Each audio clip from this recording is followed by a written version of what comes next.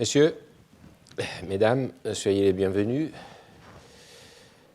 Les juristes ne qualifient pas seulement le droit en termes de valeur, de bon, d'équitable.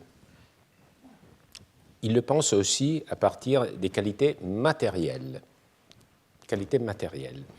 comme s'il s'agissait des propriétés physiques et mécaniques d'un matériau, ce qui est large ou étroit, léger ou lourd, rigide ou souple.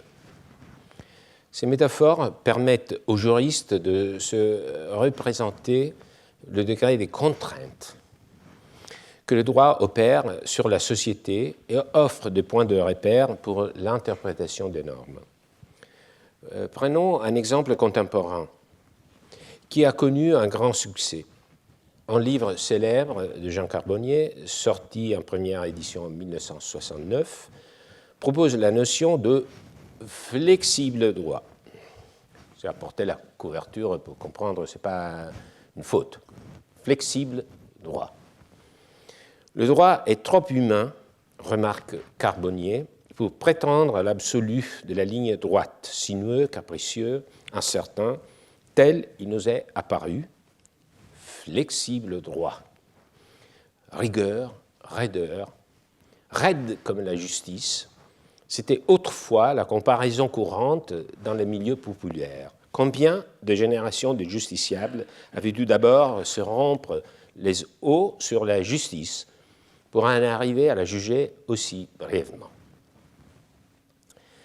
C'est un propos dans lequel les métaphores empruntées à la physique mécanique expriment déjà des jugements de valeur. La rigidité y associée à l'injustice, au détriment surtout des classes les moins favorisées, tandis que la flexibilité liée à l'ouverture, mais en même temps, de façon presque contradictoire, à l'incertitude, au caprice même. Quoi qu'il en soit, pour Jean Carbonnier, il n'y a pas de doute, l'idée la plus répandue est que le droit est linéaire et inflexible. À partir de ce constat, pour surmonter les défaillances de la justice, il nous invite à découvrir les mérites d'un droit flexible, mieux d'un flexible droit.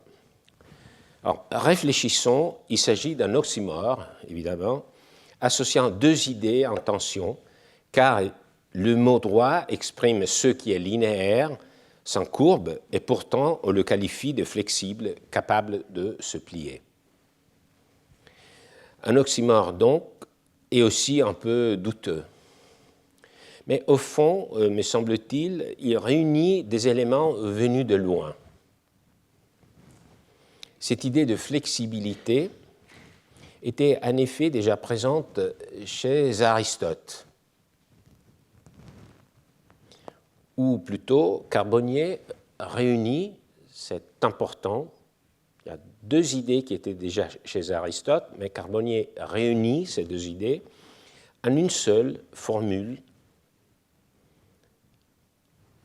Ces deux idées qu'Aristote distinguait. Dans l'éthique à Nicomaque, rédigée vers 350-330 avant Jésus-Christ, Aristote explique que les normes juridiques posées par les hommes ont une portée générale.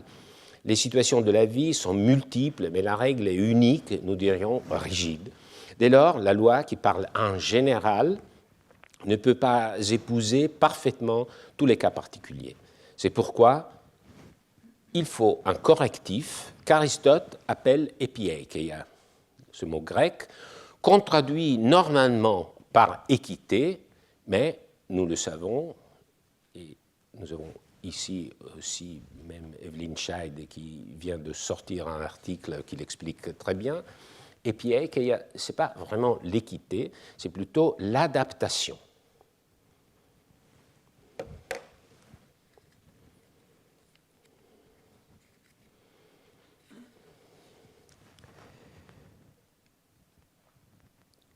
Et pour expliquer cette idée d'adaptation, Aristote prend l'exemple de la règle de plomb utilisée par les maçons de l'île de Lesbos, un instrument souple que le bâtisseur pouvait plier pour suivre les formes irrégulières des pierres. De la même manière, dit Aristote, le juge devrait adapter la norme générale à la réalité concrète.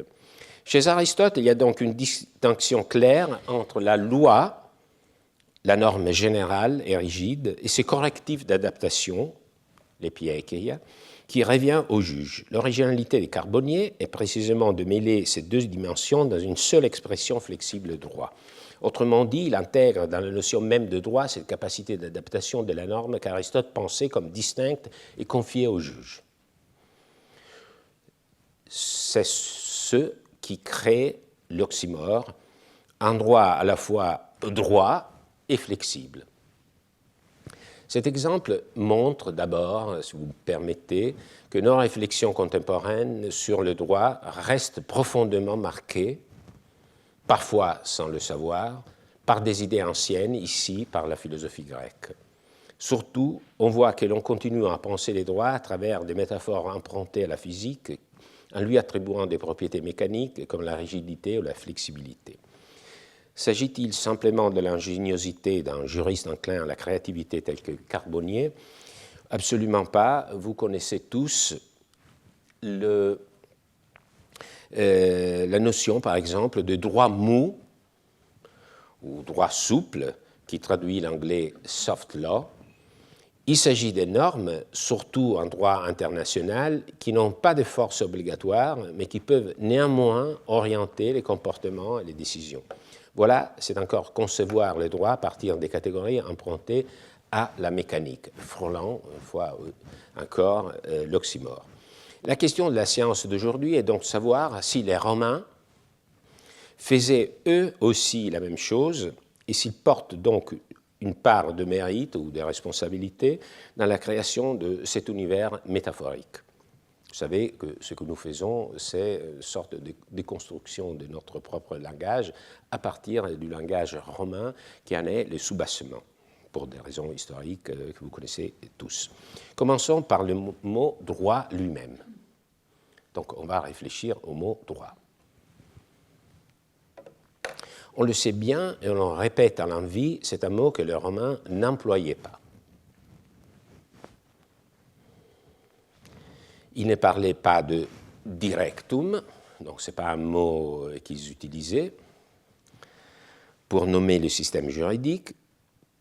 Ce mot directum, d'où vient le mot droit dans les langues romanes, n'apparaît en français qu'au Moyen Âge. Les Romains, eux, ils disaient ius. Pour tout dire, le latin possède deux mots parfaitement homonymes, mais des sens très différents. L'un désigne justement ce que nous appelons aujourd'hui le droit. L'autre est à l'origine du mot jus, déjà compris en latin comme un liquide extrait d'un corps vivant, végétal ou animal, par pression, cuisson ou transformation. Cette homonymie donnait évidemment lieu à des jeux de mots, et comme vous vous en doutez, Varron était au premier rang. Dans son traité d'agriculture, par exemple, Varron regrette que les grands viviers marins contiennent des espèces si rares et précieuses qu'aucun cuisinier n'ose les préparer, et il le dit ainsi: Auspicis nemococcus ignius vocare audet, littéralement, aucun cuisinier n'ose les assigner en justice, ignius vocare. Mais évidemment, on le comprend, aucun cuisinier n'ose les appeler au jus, donc les mettre au bouillon. Donc c'est un jeu de mots qui est permis par cette homonymie. Alors, il faut dire que parmi ces deux acceptions, c'est celle qui signifie jus qui prévaut, a connu la plus large diffusion dans les langues modernes Et aujourd'hui, en français, comme en anglais, lorsqu'on dit jus ou juice, on passe d'abord au jus obtenu par pression. En revanche, ius au sens de droit n'a pas eu une postérité vraiment glorieuse. On le retrouve dans des composés, par exemple dans l'adjectif juridique ou dans le substantif juridiction ou même dans le substantif juriste. Donc vous voyez qu'il y a une survivance de cette acception de ius, mais pas pour dire droit en tant que tel. Alors, évidemment, nous allons laisser de côté, disons, la branche la plus qui a connu un plus grand succès, c'est celle qui porte vers le terme français jus, et on va s'occuper du mot droit. Alors, le mot ius n'a pas d'équivalent clair dans les autres langues indo-européennes, ce qui rend son origine, disons, son étymologie incertaine. Les seules comparaisons possibles viennent de l'indo-iranien, notamment l'avestique yaos et le sanskrit yo, mais elles posent des difficultés morphologiques, c'est-à-dire la transformation de ces racines au mot ius, et des sens. Alors, donc, il faut, quand il y a des mystères qu'on ne peut pas dénouer, on se tourne vers Émile Benveniste, qui avait une puissance intellectuelle telle qu'il surmontait les siècles, les difficultés morphologiques, sémantiques. Donc, il nous propose des théories qui sont toujours séduisantes, surtout quand elles sont j'ose pas dire trompeuses, mais quand même sont plus séduisantes que vraies. Selon lui, ces termes renvoient à des pratiques rituelles indiquant la purification, la prospérité obtenue par les sacrifices. Il en déduit qu'un ancien mot indo-européen, qui serait celui qui occupe cette position, disons, de plus haut niveau, mais qu'on ne connaît pas, on peut imaginer un mot comme yaus, quelque chose comme ça, désigner un état de conformité ou de régularité, état, conformité, régularité, imposé par des règles rituelles. Donc en latin, ius aurait d'abord désigné une formule contraignante,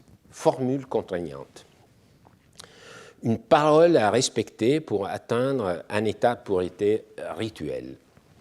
Difficile à dire si c'est vraiment le cas. Ce qui est certain, c'est que le mot ius en vient ensuite à désigner à Rome des domaines, des pratiques, des formes de pensée correspondant à ce que nous appelons aujourd'hui le champ juridique, donc le droit.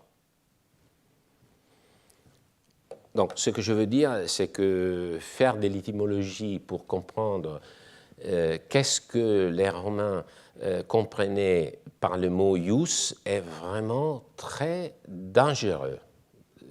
Dangereux, il n'y a pas de risque, sauf les risques de la déception intellectuelle. Mais ce que je veux dire, c'est que normalement, lorsqu'on n'a pas des éléments forts pour dresser une étymologie, on risque de rétroprojecter nos idées sur, disons, la vie intérieure des mots.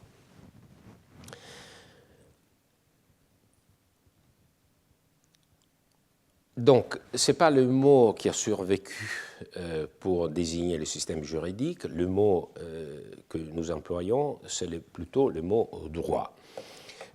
Dans la langue romane, et vous savez aussi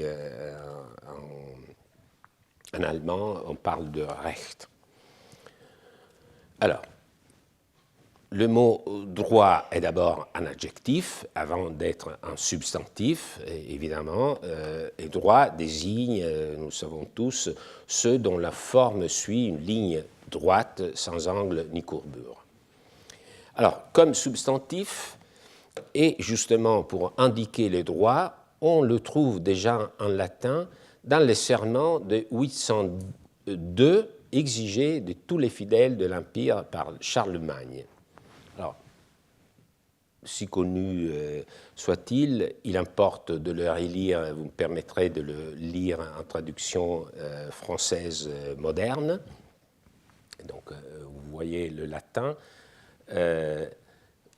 Bon, je peux le lire aussi en latin. Promito ego quod abisto die inantia fidelis sum domino Carolo piissimo imperatori, puramente d'un esprit sincère. Donc c'est celui qui prête serment, qui dit qu'il a un esprit sincère, sans fraude ni mauvaise intention, ausque fraude et mal ingenio, de ma part, de mea parte, envers la sienne, envers Charlemagne, et pour l'honneur de son royaume, et ad honorem regni sui, sicut per drictum debetesse homo domino suo, comme un homme le doit, selon droit, d'être envers son Seigneur. Donc, sicut per drictum, cela veut dire, c'est un devoir imposé par le droit.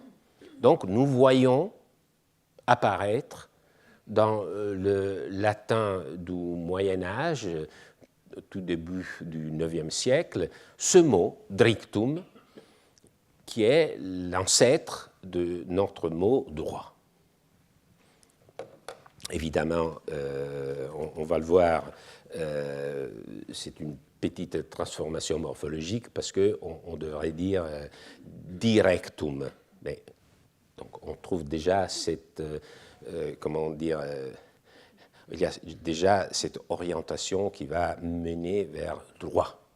Donc vous voyez les deux, il y a eu une chute de la première voyelle, directum, et donc on va vers le mot roman droit.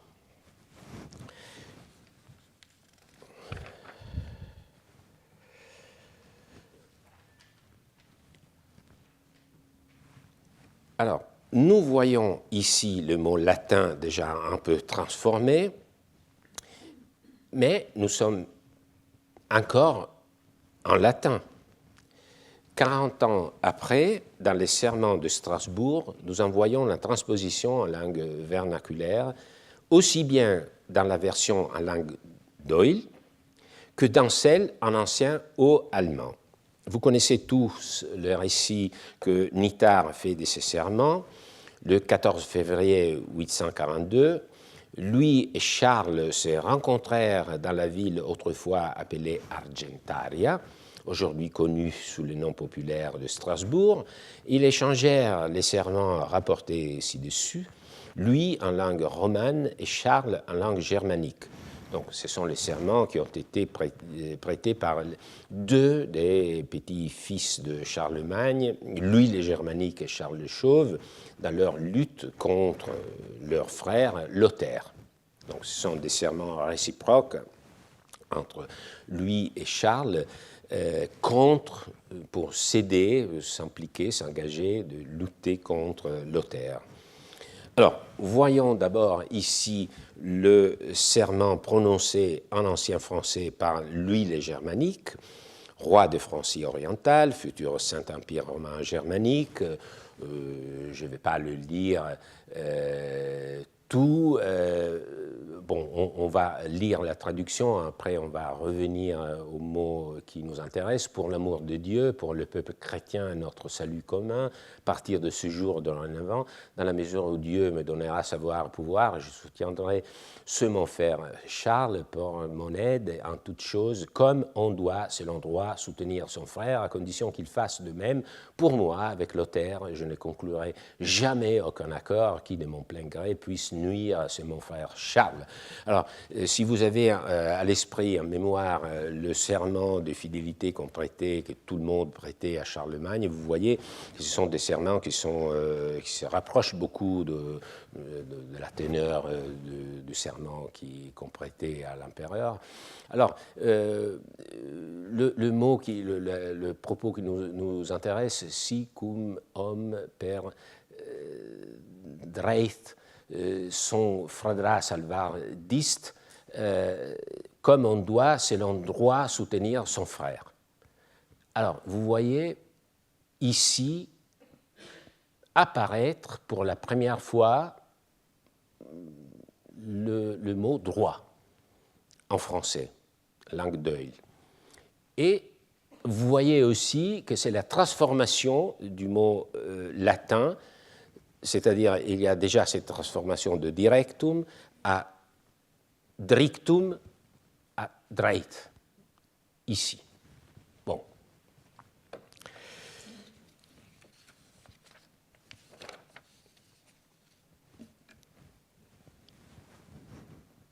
Les serments réciproques prêtés à un vieux haut allemand, Althochdeutsch, par l'autre frère, c'est-à-dire par Charles le Chauve, roi de Francie occidentale, futur royaume de France, presque identique dans son contenu. Et donc c'est vraiment le serment réciproque symétrique, mais on voit apparaître ce mot qui est l'ancêtre du mot Recht en allemand, mit retu. Et vous voyez que c'est vraiment le même propos. Ainsi, je soutiendrai ce mon frère comme on doit, selon droit, soutenir son frère. Mit retu. Ainsi, à partir du latin tardif directum, que nous avons trouvé dans le serment de Charlemagne sous la forme de drictum, dans les serments de Strasbourg, le mot dreit, qui donnera droit, et son homologue retu, qui donnera recht, ont déjà remplacé ius. C'est ça qui nous intéresse. Donc on voit que le mot ius, en tant que mot qui signifierait le système juridique, a déjà été remplacé par cet autre mot avec une sémantique différente. Alors, et c'est justement ça qui frappe les historiens, car on y voit souvent une transformation profonde de la conception du droit. Peut-être sous l'influence chrétienne. Alors, je ne conteste pas qu'il y ait eu une transformation, mais à trop l'accentuer, on risque de passer à côté d'un fait qui, me semble-t-il, est essentiel et sur lequel je voudrais attirer aujourd'hui votre attention. Le fait est que la rupture avec les latins est en réalité largement apparente.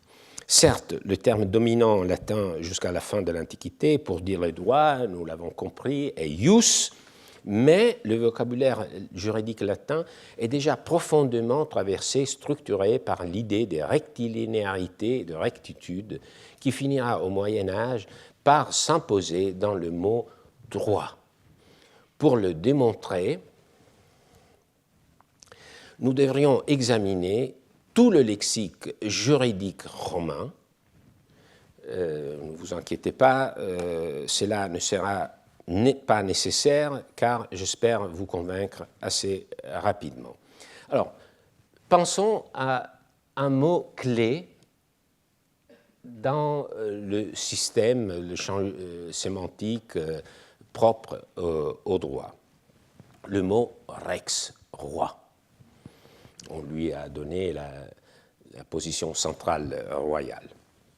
C'est un mot issu de la même racine que l'on retrouve dans des mots tels que regula, recte, rector, rigor, corrigere, regio, regimentum, tous des mots qui jalonnent le corpus juris civilis.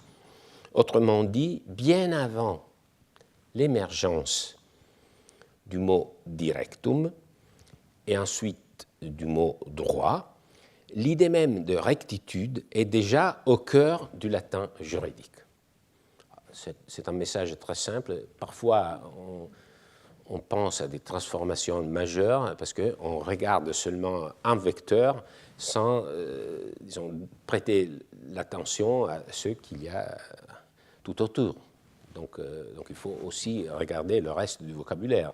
Et c'est un vocabulaire qui est traversé par cette idée de rectilinéarité, de rectitude. Alors, nous essayons d'examiner de plus près cet ensemble de termes propres au langage juridique et partant du mot rex et de son étymologie, On rapproche justement ce mot au verbe rego, à partir d'une racine proto-indo-européenne, et ce mot rego, et c'est là la surprise, ne veut pas dire gouverner, donc ce n'est pas le mot, sa signification première n'est pas celle de gouverner, mais c'est plutôt tracer des lignes, tracer droit.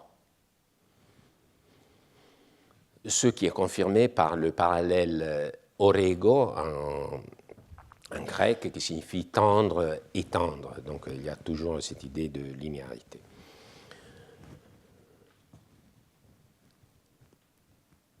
Ainsi, être rex signifie d'abord exercer une fonction de délimitation, tracer la ligne qui ordonne l'espace, un temple, une cité, un territoire. C'est seulement par extension que rex prend la fonction de celui qui fixe ce qui est correct, c'est-à-dire celui qui institue un ordre social. C'est du moins l'hypothèse, encore une fois, d'Émile Benveniste. Mais, quand je vous le disais, il n'y a pas que rex qui possède cette racine indo-européenne, qui signifie tracer droit. Beaucoup d'autres mots du lexique latin s'y rattachent également. Ils manifestent la même transposition, du sens lié à la ligne droite vers un sens moral de rectitude. Cela vaut notamment pour le verbe recte et les substantifs regula. Donc on va développer, s'arrêter sur ces deux mots. Donc j'espère que vous avez suivi mon raisonnement. Donc on est en train de s'interroger sur un ensemble de mots qui sont très présents dans le lexique juridique et qui ont tous en commun la même racine. Et cette racine renvoie comme sens premier à l'idée de tracer une ligne. Et donc on a exploité le mot rex et maintenant on va s'arrêter sur deux autres mots. D'abord le verbe recte, correctement, qui est particulièrement révélateur. Il apparaît environ 700 fois dans le digeste de Justinien, c'est-à-dire dans les écrits des juristes classiques dont le digeste est une anthologie. Les emplois de l'adverbe recte sont extrêmement variés. Je vous ai proposé un échantillon très maigre. Il peut désigner la correction linguistique. Par exemple, le premier passage et tous ceux qui prennent à ferme quelque chose du fisc sont correctement appelés publicains. Donc c'est la correction linguistique. Qui quod fisco conducunt recte appellantur publicani. Où cet adverbe exprime la justesse d'une opinion. Marcellus, c'est un juriste mentionné par un autre juriste, estimait correctement, c'est-à-dire à juste titre, il avait raison. Ou encore, l'adverbe est utilisé pour souligner la validité d'un comportement procédural. Même si l'arbre n'a pas été entièrement abattu, on agira néanmoins correctement comme s'il l'était. Donc, on peut agir en justice correctement, valablement, même si l'arbre n'a pas entièrement été abattu, mais seulement, par exemple, abîmé. Un paiement est lui aussi qualifié de recte, qu'on l'a accompli recte, correctement, pour dire qu'il a l'effet d'éteindre l'obligation. Le paiement est correctement fait au véritable procureur. Donc, si je paye au mandataire, l'obligation est éteinte. Et plus généralement, c'est le dernier exemple, recte exprime l'idée d'un comportement conforme et approuvé par l'ordre juridique. Vous voyez ce propos, isolé, mais vous comprenez le sens. Il agira correctement et conformément à l'ordre. Vous voyez que disons, c'est presque un couple, disons, homonyme, correctement et conformément à l'ordre. Donc, recte et ordine facet. Donc, il y a cette idée d'ordre et d'ordre juridique.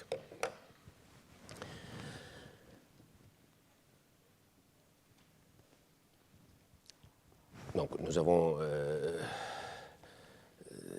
interrogé les juristes, mais vous savez que normalement les poètes ont des réponses plus directes et plus convaincantes. Donc, nous nous tournons vers mon poète préféré, Ovide, qui, dans ses Métamorphoses, décrit l'âge d'or comme un temps idéal où les êtres humains se comportaient correctement, sans avoir besoin de lois ni de punitions. L'âge d'or, mythique âge d'or où il n'y avait pas besoin de lois. Vous savez que le droit est toujours, disons, le compagnon de route du péché. Donc, nous sommes tous un peu concernés. L'âge d'or fut le premier à naître, sans aucun juge de lui-même, sans loi. Cet âge cultivait la loyauté, la fides, et la rectitude, rectum. Donc, vous voyez les deux mots qu'il utilise pour indiquer le droit sans le nommer, parce que comme il n'y avait pas de droit, donc il fallait qu'il donnait l'idée sans le nommer expressément. Et donc, la façon de le dire sans le dire, c'était d'évoquer le mot fides et le mot rectum.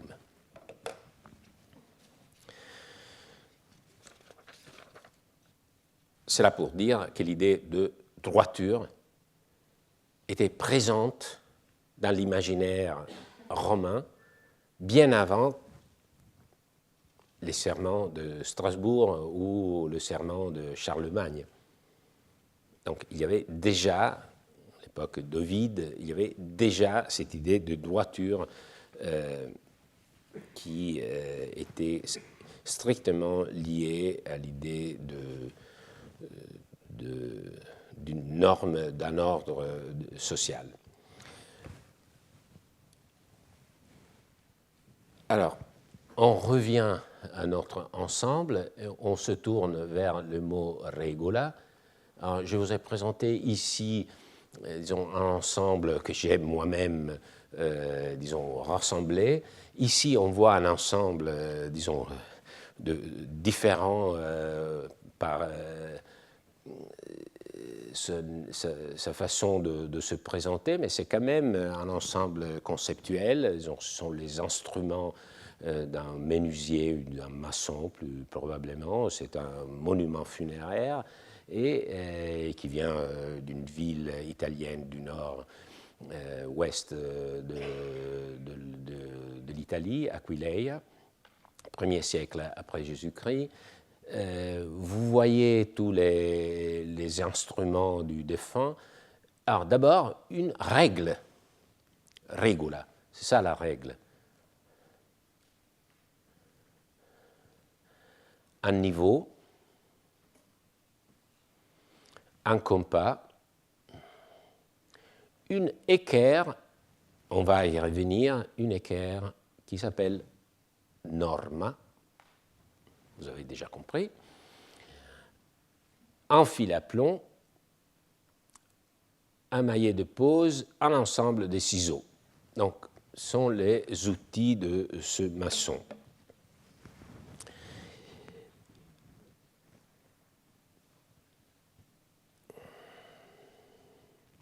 Alors, vous souvenez-vous du fil à plomb de l'île de Lesbos, d'Aristote, flexible.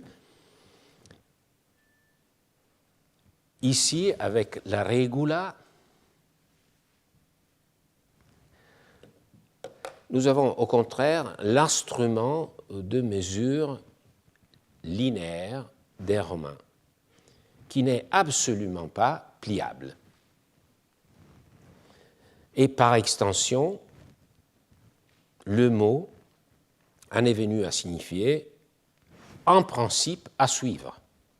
Donc il y a eu cette transposition de l'outil au principe qu'il faut suivre. Un principe habituellement exprimé sous une forme sentencieuse, presque comme un proverbe, par exemple, pacta servanda sunt. Tout le monde connaît ce propos, les engagements doivent être respectés. C'est une règle. Et on arrive à signifier l'ensemble des normes du système juridique par les mots règles. Les conventions contraires aux règles du droit civil ne sont pas valables. Donc vous voyez la place qui prend ce mot regula dans le vocabulaire juridique latin.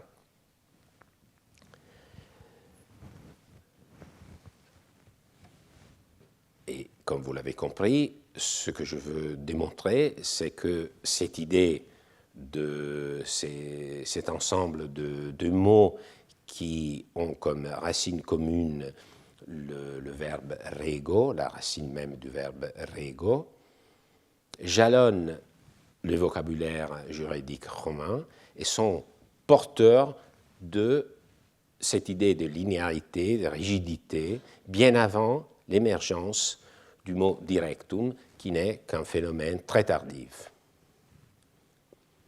Revenons à notre ensemble. Vous voyez qu'il y a un mot qui sort un peu du cercle, mais nous le retrouvons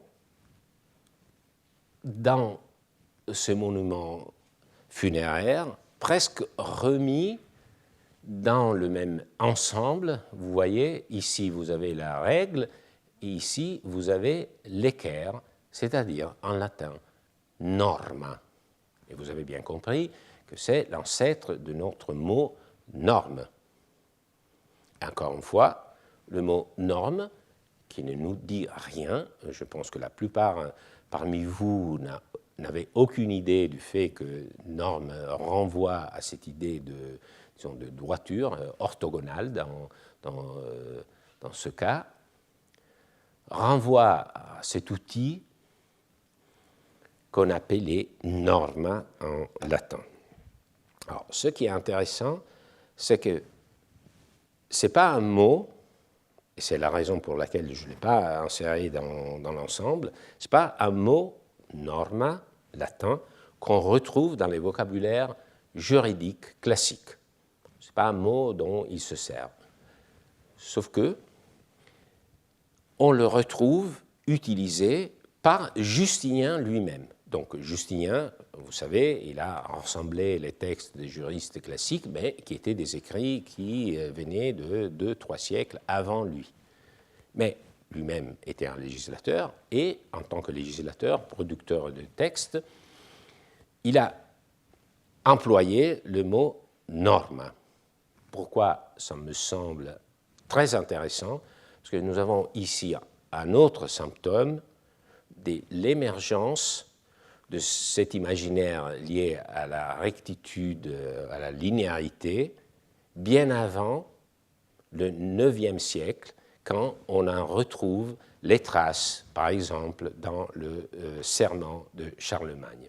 Donc, c'était un processus qui, d'une part, était déjà présent au niveau, disons, du vocabulaire qui tournait autour de la racine de rego, mais qu'on retrouve, par exemple, aussi dans l'emploi du mot norma par Justinien, donc à la fin de l'Antiquité.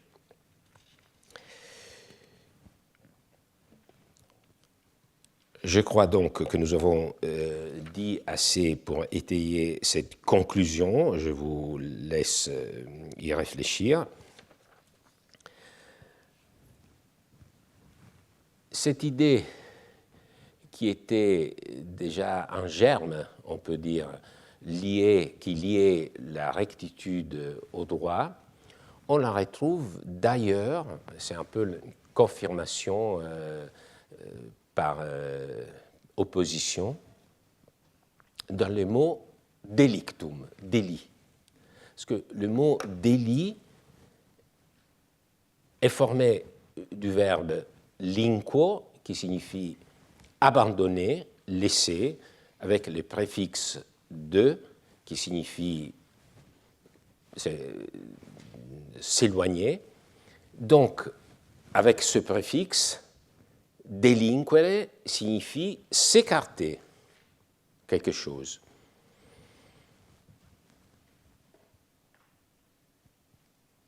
En l'occurrence, s'écarter de la ligne, s'écarter de la règle,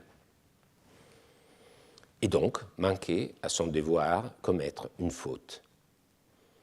Donc, delictum désigne la transgression, l'écart par rapport au droit chemin. Alors, permettez-moi, en guise de résumé poétique, de citer les premiers vers de la Divine Comédie de Dante. Nel mezzo del cammin di nostra vita mi ritrovai per una selva oscura, che la dritta via era smarrita. Au milieu du chemin de notre vie, je me retrouvai dans une forêt obscure, car la voie droite était perdue. La dritta via, la voie droite, est la métaphore du droit chemin en sens moral, et s'égarer de la dritta via est au fond l'idée même de délit. Je vous rappelle qu'en commençant le cours aujourd'hui, j'ai dit que je m'intéresserais aux caractéristiques, pour ainsi dire, physiques des objets juridiques. Directum, norma, regula sont donc des métaphores qui transposent dans le domaine du droit les concepts de linéarité et de rectitude, qui est en soi une métaphore. Regardons maintenant, pour conclure, un autre type de métaphore, qui est annoncé par ce relief, lié non pas à la dimension de la longueur ou de la rigidité, mais à celle du poids. Vous voyez ici, un boucher découpant de la viande, des morceaux de porc suspendus à des crochets, une balance, voici les poids, une balance pour peser la viande, et à gauche, détail charmant, l'épouse du boucher, notant les comptes sur une tablette de cire. Prenons pour point de départ Cicéron, le très jeune Cicéron. Engagé en 80 avant Jésus-Christ dans l'une de ses toutes premières causes, la défense de Sextus Roscius, un homme de la cité d'Améria, accusé de parricide dans un contexte politique marqué par les proscriptions de Sylla, durant lesquelles les biens des proscrits étaient confisqués et redistribués. Dans cette affaire, des proches du pouvoir avaient profité de ces confiscations et cherchaient à faire condamner Roscius. En défendant Roscius, Cicéron risquait non seulement sa carrière, à ses tout débuts, mais aussi sa sécurité personnelle dans un climat où la violence politique, les représailles étaient bien réelles. De choses si grandes et si atroces, je comprends que je ne puis ni parler assez efficacement, ni me plaindre avec assez de gravité, ni crier avec assez de liberté, car mon esprit fait obstacle à l'efficacité, mon âge à la gravité, l'étend à la liberté. Cela s'ajoute en une très grande crainte qui m'assigne ma nature et ma pudeur, ainsi que votre dignité, la force des adversaires et danger qu'encourt Roscius. C'est pourquoi je vous prie et je vous supplie, monsieur le juge, d'écouter mes paroles avec attention, avec une indulgence bienveillante. En m'appuyant sur votre bonne foi et sur votre sagesse, j'ai pris sur moi plus de poids que, je m'en rends compte, je peux porter. Si vous allégez en quelque part ce poids, je le porterai comme je pourrai, avec zèle et application, monsieur le juge.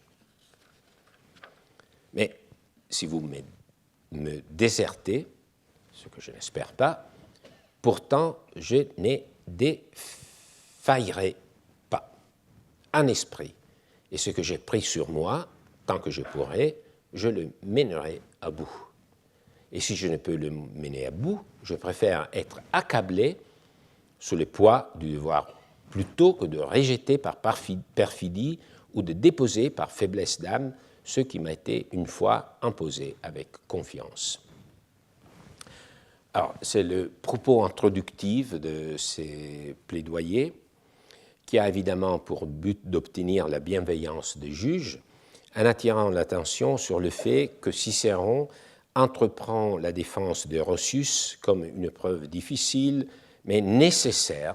Et pourquoi nécessaire? Parce qu'il est convaincu de l'innocence de Roscius.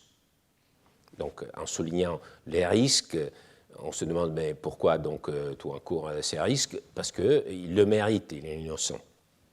Pour cela faire, Cicéron construit son discours autour d'une métaphore centrale, celle du poids. Elle apparaît clairement à travers le mot onus. Onus signifie justement poids. Et toute une série de verbes. Sustuli, ferre, ad levabitis, feram, suscepi, perferam, opprimi, impositum deponere. Donc vous voyez à quel point est parsemé de mots qui ne font que développer la même métaphore. C'est ça qui est très important pour moi. Vous montrez que les métaphores ne sont pas seulement les plus évidentes, mais qu'ils traversent comme une trame souvent les textes, qu'il faut analyser les textes de façon un peu plus profonde pour faire sortir toutes les métaphores. Il ne faut pas se contenter des métaphores les plus évidentes. Donc vous voyez à quel point on retrouve cette trame ici.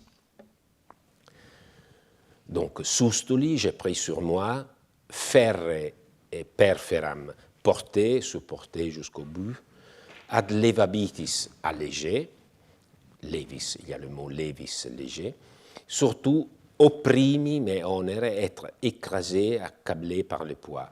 Défendre, ici, ce n'est pas simplement parler, c'est assumer une charge si lourde qu'on risque d'en être écrasé. À cette image s'ajoute une tonalité presque militaire, surtout avec le verbe deserar. Le vocabulaire latin, deserere signifie abandonner et aussi déserter, quitter son poste, laisser tomber ses compagnons en pleine action. Cicéron suggère donc que renoncer à la défense reviendrait à une désertion. Face à cela, non deficiam, je ne faiblirai pas. Et perferam, j'irai jusqu'au bout, exprime au contraire une logique de résistance, de tenue. Il s'agit de rester en place, de ne pas céder comme un soldat qui tient sa position. Enfin, cette attitude est profondément fondée sur la fides, sur la loyauté, et le passage parle de ce qui lui a été confié cum fide,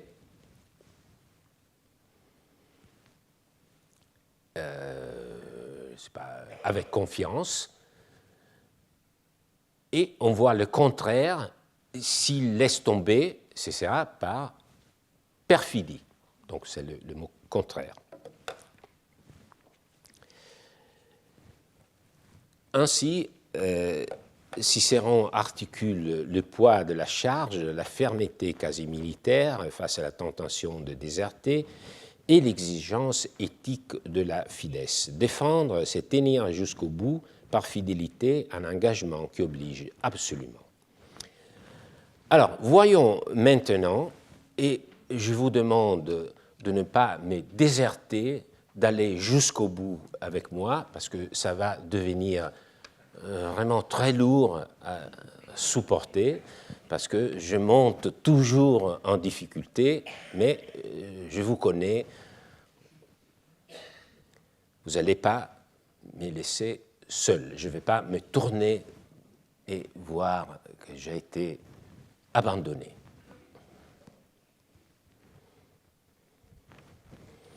Parce que c'est le moment de voir à quel point ces métaphores ont imprégné aussi le discours des juristes. on se tourne maintenant vers un juriste que nous avons beaucoup exploité. Moi-même, faut le dire, c'est un juriste que j'ai beaucoup apprécié au fil de nos cours cette année, Papinien. Et comme vous le savez, c'était le juriste qui était le plus apprécié dans l'Antiquité, mais je l'ai découvert avec vous cette année un peu. Donc, il était actif sous les Sévères, donc fin du IIe siècle, tout début du IIIe siècle. C'est celui qui a été tué par Caracalla parce qu'il n'avait pas accepté de justifier le meurtre de son frère Geta. Alors, on regarde le texte maintenant. Le procureur, c'est-à-dire le mandataire, dirions-nous, qui, pour l'éviction du fonds qu'il a vendu, alliait sa foi. J'ai essayé de traduire, disons, en gardant les métaphores autant que je pouvais, allier sa foi, fidem suam adstrinxit. Même s'il a cessé de gérer les affaires, ne sera pourtant pas allégé du poids de l'obligation. Par le secours du prêteur, car le procureur, qui pour le maître a pris sur lui le lien de l'obligation, refuse en vain son fardeau. Alors, je pense que vous avez tout compris, vous avez pu faire la comparaison mentale avec le texte de Cicéron, mais on va essayer de voir ça de plus près. Alors, il s'agit d'une question très technique qui se déroule, pour ainsi dire, j'essaie de vous faire comprendre, elle se déroule moins dans le monde réel qu'à l'intérieur même du monde du droit, de ces institutions. Bien sûr, il y a aussi des personnes, des comportements, une scène en mouvement, mais tout cela reste comme désincarné pour une fois. C'est un peu comme si on voyait les mécanismes de l'horloge de droit fonctionner, pas tant les protagonistes. Alors, vous voyez ici les mécanismes de cette horloge qui sont mis en mouvement ici. On va y revenir de façon un peu plus appuyée. Alors, le problème juridique posé par ces fragments est le suivant. Alors, un mandataire, quelqu'un qui a reçu une charge, on lui a demandé de gérer une affaire pour nous, dans notre intérêt. Donc, un mandataire qui agit pour le compte d'un autre, peut-il être tenu personnellement par les engagements qu'il a contractés pendant le déroulement de sa gestion, même après la fin de son mandat? Ça, c'est la question juridique. Vous voyez tout l'intérêt, ce n'est pas du tout une question théorique. C'est très important de savoir quelqu'un a géré nos affaires, est-ce qu'il est engagé même après la fin de son mandat. Alors, le passage présente une structure assez claire. Il est divisé en deux parties, liées par un rapport causal, on va le revoir, introduit par l'adverbe nam. Donc, Papinien commence par exposer un cas concret, celui d'un mandataire qui vend un bien et s'engage à la garantie d'éviction, c'est-à-dire, il s'engage à indemniser l'acheteur si celui-ci est évincé par un tiers ayant un meilleur droit. Donc nous avons d'abord le contrat de mandat qui, disons, porte sur la vente d'un bien que le mandant souhaiterait vendre par le biais de son mandataire, et lors de la vente qu'il exécute, le procureur, le mandataire, garantit à l'acheteur qu'il va le repayer dans la mesure du double du prix qu'il a payé, au cas où cet acheteur subira la revendication d'un tiers qui revendiquera avec succès le bien vendu, en disant mais le bien est à moi, je suis le propriétaire. Donc ce n'était pas le mandant qui était le propriétaire, et comme il revendique ce bien, l'acheteur doit le lui remettre. même s'il a payé le prix. Et le procureur, qui était, disons, celui qui a fait le trait d'union entre le mandant et l'acheteur, s'était engagé à le rembourser dans la mesure du double du prix. Est-ce que cette obligation survit à la fin du mandat? Au cas où l'acheteur, effectivement, est poursuivi en justice par un tiers T et il doit remettre le bien qu'il avait acheté. Selon Papinien, c'est la réponse de Papinien, l'acheteur pourra à son tour agir en justice contre le mandataire sur le fondement de la garantie d'éviction, même après que le mandat de ce dernier a pris fin. Donc, je vous ai expliqué la structure du texte, mais la vraie question, comme toujours pour nous, ce n'est pas savoir quelle est la fin, c'est comme lire la dernière page du roman, ça n'a aucun sens. Ce qui nous intéresse, c'est le parcours. Comment est-ce que le juriste arrive à cette conclusion? Alors, en lisant ce texte, on est un peu pris des cours, un peu dessus, parce que même s'il a une structure en deux parties, et cette structure semble impliquer d'abord le cas et ensuite la justification, et le mot qui devrait lier de cette façon causale les deux parties est l'adverbe nam, car, en effet, mais on va voir, effectivement, il n'y a pas vraiment, c'est pas vraiment très différent, les deux parties semblent plus ou moins dire la même chose. Donc, ce n'est pas la deuxième est l'explication de la première. Ce que les deux parties du passage, le cas concret, première partie, question, réponse, et la justification ont en commun, en définitive, c'est le langage. Et donc, ce que je vous propose, c'est de déceler la motivation en transparence dans le langage lui-même. Même pas dans l'articulation du langage, mais dans la sémantique du langage.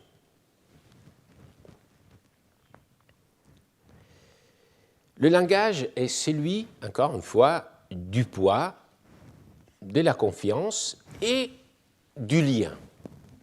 Donc le poids, la confiance, on l'avait trouvé chez Cicéron, et ici on trouve aussi le langage du lien.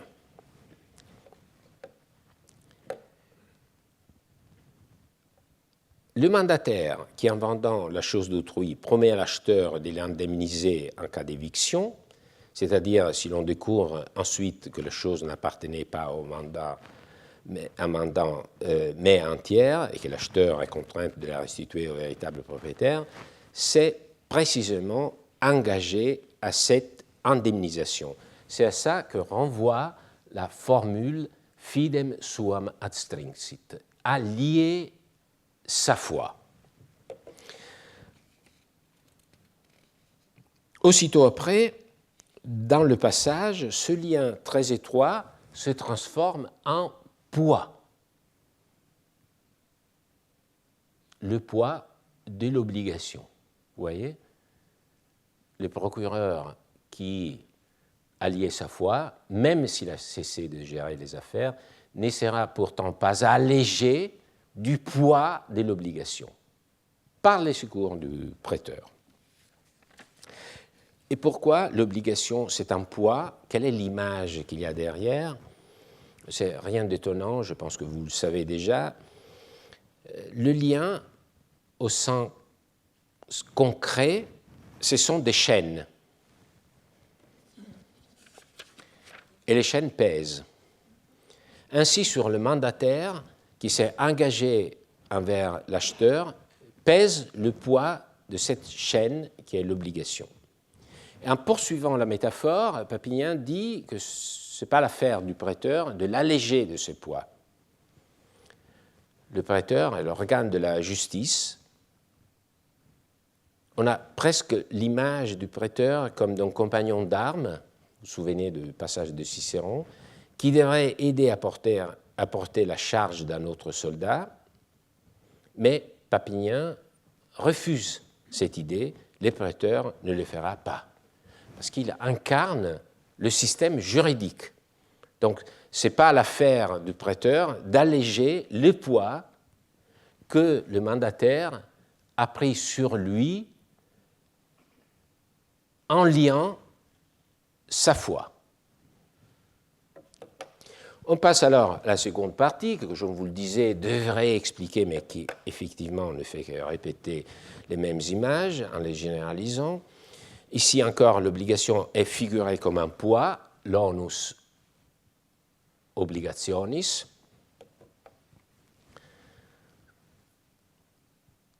Et l'on assume et que l'on ne peut ensuite pas refuser.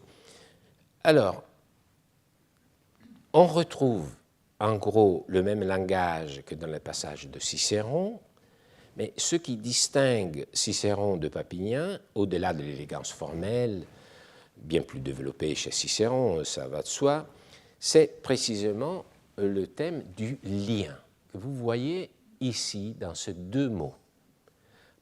Parce que c'est vrai, Cicéron évoquait lui aussi la fides, mais Papinien parle d'un lien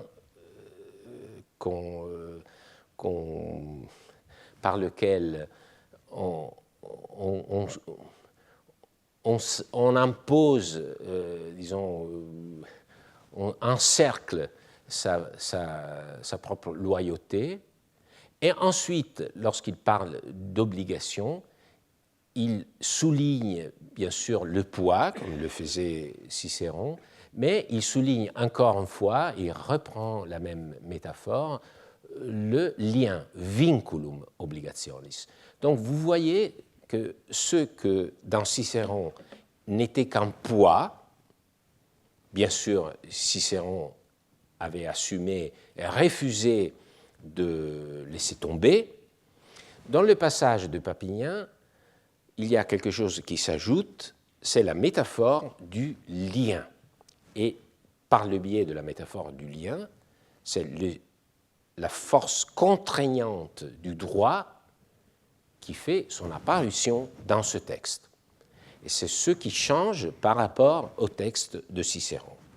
Pour conclure, le droit, qu'il soit entendu comme ordre juridique ou du point de vue de ses effets, est souvent représenté en termes physiques. La métaphore de la linéarité, que certains affirment n'avoir été introduite qu'au Moyen Âge, traverse déjà tout le lexique latin classique. Directum, droit, lorsqu'il émerge avec Charlemagne et les serments de Strasbourg, est déjà préparé depuis des siècles. Voilà pourquoi il me semble qu'étudier le langage, notamment du point de vue des métaphores, est utile aussi du point de vue de l'histoire du droit et des mentalités. Nous avons ensuite exploré l'idée du poids, et au fond, les deux images se renforcent mutuellement par les biais du lien. Une fois qu'on a choisi une ligne de conduite, celle du droit, ligne de conduite, celle du droit, il faut la suivre sans s'en écarter. Vous vous souvenez du mot delinquere, delictum, même sous le poids qu'elle impose. Et le poids est signifié par le mot obligatio, qui est à la fois quelque chose qui pèse, ce sont des chaînes, mais aussi quelque chose qui contraigne, parce qu'il s'agit d'un lien. Merci beaucoup.